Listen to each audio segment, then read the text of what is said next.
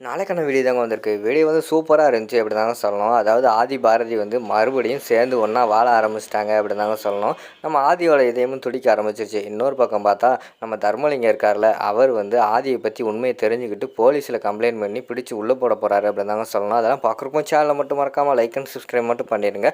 First எடுத்தோடனேயுமே நம்ம பாரதியை பார்த்துட்டு ஆதி வந்து சொல்றாங்க, எல்லாம் ஓகே தான். அந்த ஹேர் ஸ்டைல் மட்டும் தான் கொஞ்சம் குறையா இருக்கு அப்படிங்கிற மாதிரி சொல்றாங்க. ஓ அவ்வளோதானே, இப்போ அதையும் ரெடி பண்ணிடுவோம் அப்படின்னு சொல்லிட்டு வெறும் நம்ம இவங்க இருக்காங்கல்ல, ஆண்டாள் வந்து பாரதியை வந்து வீட்டுக்குள்ளே கூட்டு போகிற மாதிரி தான் காட்டிக்கிட்டு இருக்காங்க.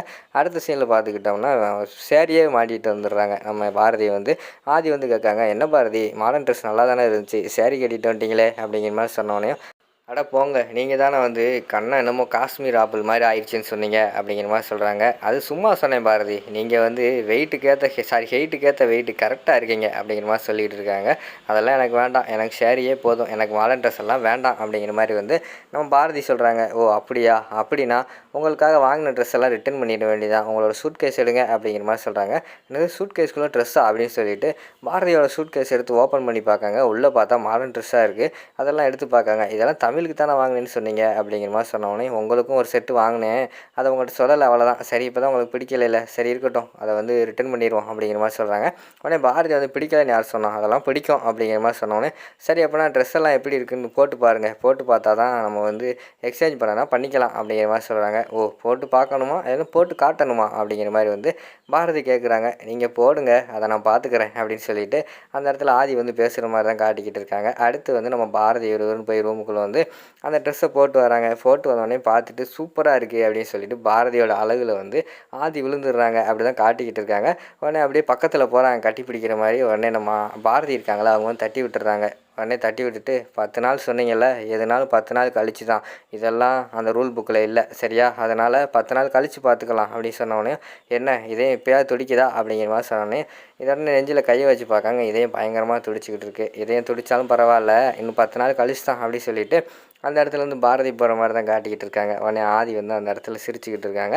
அடுத்து வந்து ஆண்டாள் அழகருக்கு தான் சீனை வைக்கிறாங்க. அப்போ வந்து நம்ம ஆண்டாள் வந்து எந்திரிச்சு பார்க்காங்க. நைட்டு 12 மணி ஆயிடுச்சு. எந்திரிச்சு பார்க்காங்க, பக்கத்தில் வந்து அழகர் காணோம். என்னடா அழகர் காணோம், எங்கே போனான்னு தெரியலையே அப்படின்னு சொல்லிட்டு டக்குன்னு ரூமுக்கு வெளியில் வராங்க. ஹாலில் பார்த்துட்டா உட்காந்துக்கிட்டு அதுக்குள்ளே மிச்சரு முறுக்கெல்லாம் வச்சுட்டு உட்காந்துருக்காங்க. நம்ம ஆண்டாள் வந்து முடிவு பண்ணிட்டாங்க, சரி இவன் சரக்கு அடிச்சுக்கிட்டு இருக்கான் அப்படின்னு சொல்லிட்டு, டேய் என்னடா மிட் நைட்டு 12 மணிக்கு உட்காந்துட்டு நடு வீட்டில் வந்து சரக்கு அடிச்சுக்கிட்டு இருக்க அப்படிங்கிற மாதிரி சொல்கிறாங்க. ஏன்னா நம்ம அழகர் இருக்காங்கல்ல, ஒரு கையில் பின்னாடி ஏதோ மறைச்சி வச்சுக்கிட்டு இருக்காங்க. ஏய் நான்லாம் சரக்கு அடிக்கலடி, பேசாமல் இருடி அப்படிங்கிற மாதிரி சொல்கிறாங்க.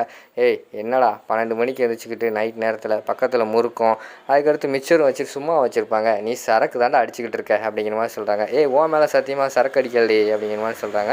அப்போ பின்னாடி என்ன, அதை மேலே காட்டு அப்படிங்கிற மாதிரி சொன்னோடனே அதை காட்டுறாங்க. காட்டினா 10ஆம் புக்கு. ஏய் என்னடா படிச்சுக்கிட்டு இருக்கியாக்கும் அப்படிங்கிற மாதிரி கேட்டவொடனே, ஆமாடி படிச்சுக்கிட்டு இருக்கேன், நீ வேறு பாஸ் ஆகணும், அப்போ தான் நமக்குள்ளே அதெல்லாம் நடக்கும்னு சொல்லிட்டேன். அங்கே பார்த்தா நம்ம ஆதி வேறு நம்மளை நம்பி ஒரு பெரிய கடை வச்சு தரப்போகிறான், அதுக்கெல்லாம் உண்மையாக இருக்கணும்ல, அதனால தாண்டி நான் படிக்க ஆரம்பிச்சிட்டேன் அப்படிங்கிற மாதிரி சொல்கிறாங்க. டேய் பரவாயில்லடா, அவனோட கடமை உணர்ச்சி கலவே இல்லையா, சரி விடு, நான் கூட சும்மா தான் சொன்னேன்னு வச்சுக்கோமே அப்படிங்கிற மாதிரி சொல்கிறாங்க. அதெல்லாம் கிடையாது, சவால் தான், 10 நான் பாஸ் ஆவேன், அதுக்கடுத்து எதுனாலும் அப்படிங்கிற மாதிரி சொல்லிகிட்டு இருக்காங்க. டேய் 12 மணி ஆயிடுச்சுடா, வாடா நாளைக்கு கூட படிடா அப்படிங்கிற மாதிரி சொல்கிறாங்க. அதெல்லாம் ஒன்றும் வேண்டாம், எனக்கு தூக்கமே வரல, தூக்கம் வந்தால் நான் தூங்கிக்கிறேன், நீ உடனே கிளம்பு அப்படிங்கிற மாதிரி சொல்கிறாங்க. சரி விடு, உனக்காக நான் வேணால் கம்பெனி கொடுக்கேன் அப்படின்னு சொல்லிட்டு ஆண்டாள் வந்து பக்கத்தில் உட்காடுறாங்க. இங்கெல்லாம் வேண்டாம், நீ வா ரூமுக்குள்ளே போவோம் அப்படின்னு சொல்லிட்டு ரூமுக்குள்ளே போகிறாங்க. ரூமுக்குள்ளே போய் நம்ம ஆண்டாளை வந்து உள்ளே வச்சு கதவை பூட்டிட்டு, நீங்கள் ஒழுங்காக தூங்கு, நீ பக்கத்தில் இருந்தால் என்னால் படிக்கவே முடியாது, நான் படிச்சுக்கிறேன் அப்படின்னு சொல்லிட்டு அந்த இடத்துல உட்காந்து படிக்க ஆரம்பிச்சுக்கிட்டு இருக்காங்க. சரின்னு சொல்லிட்டு அதை பார்த்துட்டு ஆண்டாள் வந்து ரொம்ப பெருமையாக நினச்சிக்கிட்டு இருக்காங்க. சார் நம்ம சொன்னதை நினச்சி இவன் இப்படியெல்லாம் எஃபெக்ட் போட்டுக்கிட்டு இருக்கானே அப்படின்னு சொல்லிட்டு. இந்த பக்கம் பார்த்தா நம்ம இவங்க இருக்காங்கல்ல, தர்மலிங்கம், அவர் வந்து யோசிச்சுக்கிட்டு இருக்காரு. ஆதி வந்து திட்டினார்ல, அதாவது ஆண்டாளுக்கும் அழகருக்கும் இடையில எவன் வந்தாலும் அவனை போட்டு தள்ளுற ஆளாக நான் தான் இருப்பேன் அப்படின்னு சொன்னது வந்து அவர் மனசை வந்து உறுத்திக்கிட்டே இருக்குது. நம்மளை போய் இப்படி சொல்லிட்டானடா அப்படின்னு சொல்லிட்டு அவர் ஒரு பக்கம் நினச்சி ரொம்ப ஃபீல் பண்ணிக்கிட்டு இருக்காரு. ஃபீல் பண்ணுறேங்கிறத விட கோவப்பட்டுக்கிட்டு இருக்கிற மாதிரி காட்டுறாங்க. அந்த நேரத்தில் தான் டக்குன்னு வந்து ஆண்டாளை கூப்பிட்றாங்க. ஏமா அங்கே வாமா அப்படி சொல்லி கூப்பிட்ட உடனேயும் அவர்கிட்ட கேட்காங்க, அந்த ஆதி பயலுக்கும் பாரதி பயலுக்கு ஏதோ பிரச்சனை இருக்குதுன்னு சொன்னேயே, அது என்ன பிரச்சனை அப்படிங்கிற மாதிரி சொன்னோடனே, எப்பா அதெல்லாம் எதுக்குப்பா, இப்போ அவங்களே இப்போ சந்தோஷமாக இருக்காங்களே அப்படின்னு ஆண்டாள் சொல்கிறாங்க. ஏய் அவங்க சந்தோஷமாக இருக்கட்டும், ஏதோ பிரச்சனை இருக்குதுன்னு சொன்ன, பெரிய பிரச்சனை ஒன்று பண்ணியிருக்கான், அதனால தான் பாரதி வந்து தனியாக பிரிஞ்சு வந்திருக்கா. என்ன இருந்தாலும் பாரதி நம்மளோட பிள்ளைமா, அதனால் வந்து அவளுக்கு என்ன பிரச்சனை நம்ம தான் பார்க்கணும் அப்படின்னு சொல்லிட்டு கேட்டுக்கிட்டு இருக்காங்க. உடனே ஆண்டாள் வந்து அதை நம்பி பழசெல்லாம் உளறிடுறாங்க. இதை தூக்கி வச்சது, சண்டை எல்லாத்தையுமே வந்துட்டு, ஓ அப்படியா விஷயம், சரிம்மா சரிம்மா அப்படின்னு சொல்லி அனுப்பி வச்சுட்டு இங்கிட்டு தர்மலிங்கம் வந்து யோசிச்சுக்கிட்டு இருக்காரு. டேய் என்னடா என்னையவே சவால் விடுறியா, இந்த ஊர்லேயே எவனுமே என்னை இப்படி பேசுனடா, என் பொண்டாட்டி முன்னாடி கையவே முறுக்குறியா, உன்னை சும்மா விட மாட்டேன்டா, எப்படியாவது இந்த உண்மையை கொண்டு போய் போலீஸில் கொண்டு போய் உன்னை தூக்கி ஜெயிலில் தூக்கி வைக்காம விட மாட்டேன்டா அப்படின்னு சொல்லிட்டு தர்மலிங்கம் பேசிகிட்டு இருக்காரு. அடுத்த சீனில் பார்த்துக்கிட்டோம்னா நம்ம ஆண்டாள் இருக்காங்கல்ல, ஆண்டாள் பாரதி பார்க்க வீட்டுக்கு போகிறாங்க. என்னடி என்ன விஷயம் அப்படிங்கிற மாதிரி கேட்காங்க. ஏண்டி விஷயம் தான் பார்க்க வரணுமா, சும்மா தாண்டி பார்க்க வந்தேன் அப்படிங்கிற மாதிரி சொல்லிட்டு இருக்காங்க. ஏய் நானே வந்து ஆதி வீட்டில் இல்லைன்னு கவலையில் இருக்கேன், நீ வேறு பாரதி தமிழ் ஸ்கூலுக்கு போயிட்டா, இந்த நேரத்தில் அவள் கூட நெருங்கி பழகி பழைய ஞாபகத்தெல்லாம் கொண்டு வந்து என் மேலே ஒரு அபிப்பிராயத்தை கொண்டு வரலான்னு பார்த்தா வீட்டிலே இருக்க மாட்டேக்காரு அப்படிங்கிற மாதிரி சொல்கிறாங்க.